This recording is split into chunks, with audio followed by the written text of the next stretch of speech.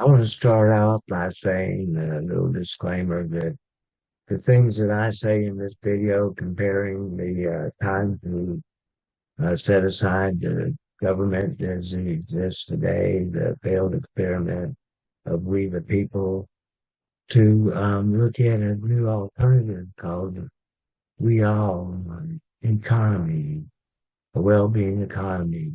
So I don't have their permission to talk like this. So as a disclaimer, this is all on me.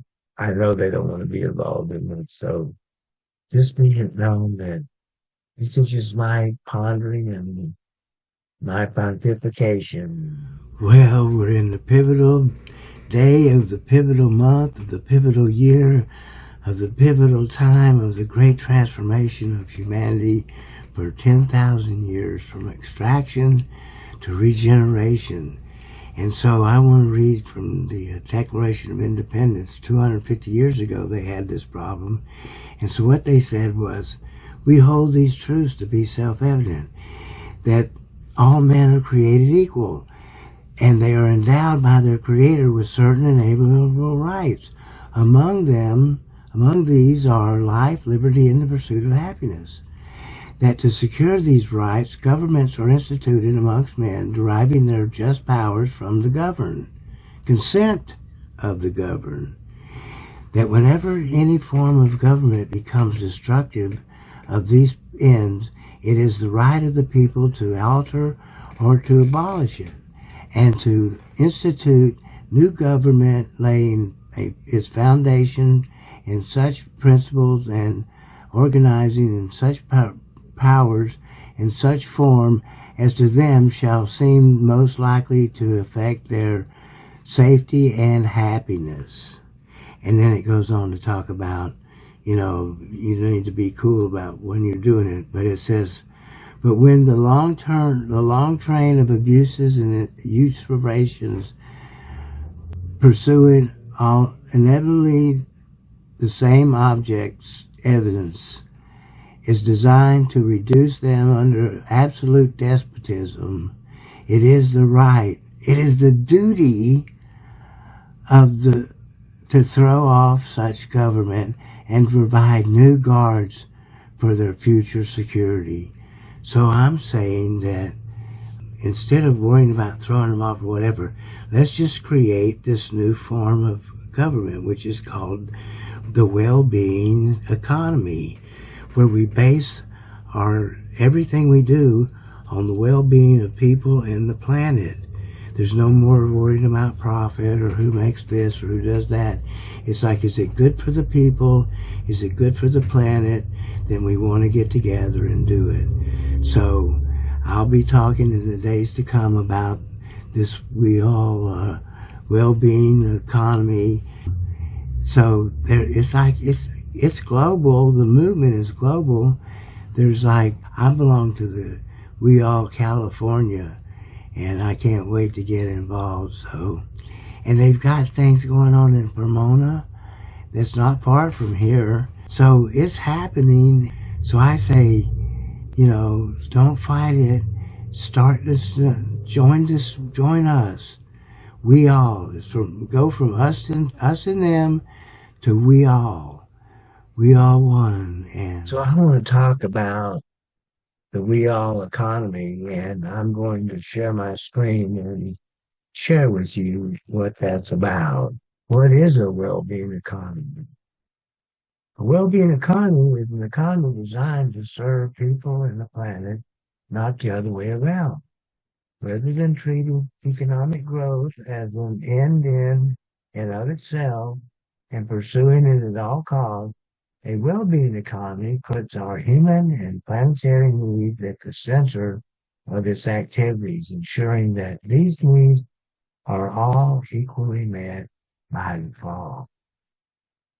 The world that they envision, we all envision, in a well-being economy, our definition of societal success shifts beyond GDP growth to delivering shared well-being. This involves fundamental systems of systems change. A good economy is when the rules and the incentives are designed to ensure everyone has enough to live in comfort, safety, and happiness. When people feel secure in their basic comforts and can use their creative energy to support the flourishing of all life on the planet. When we thrive in a restored, safe, and vibrant natural environment, because we have learned to give back as much as we are given, when we have the voice over our collective destiny and find belonging, meaning, and purpose through genuine connection to people and the planet that sustain us. We need to start, we need to steer policy and practices in four directions of these four principles. We get to the well-being economy. The free distribution. We don't leave it to the people to find for themselves or rely on limited redistribution mechanisms, but redistribute power, wealth, time, and income so that so that the heavy lifting is done by the economy itself. Example, social enterprise and businesses owned by their workers, community wealth building and living wages.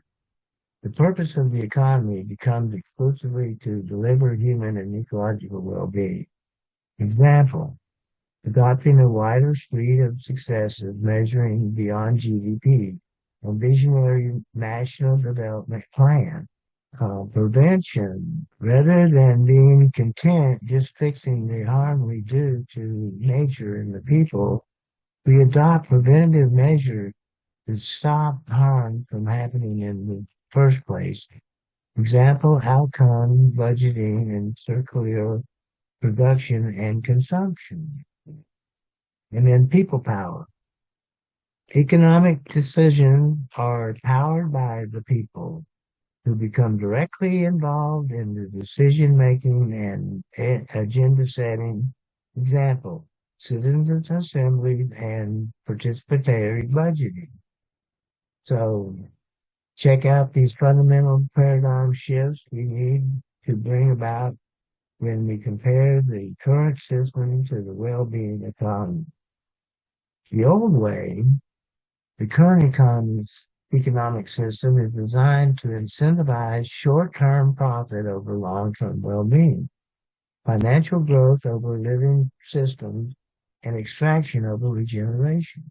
The new way, in a well-being economy, the new way, economy systems are designed so that they are in service of social and environmental well-being. So I think that gives you a general idea. But so, when I was a teenager, we wanted to overthrow the establishment, but we didn't know what to do. But now we do. And now we have a plan, and it's called the well-being economy. And we do it. We do it together and as one. And we don't need permission. We don't need, all we need is faith in each other and be of good cheer, spread love, and bring a friend.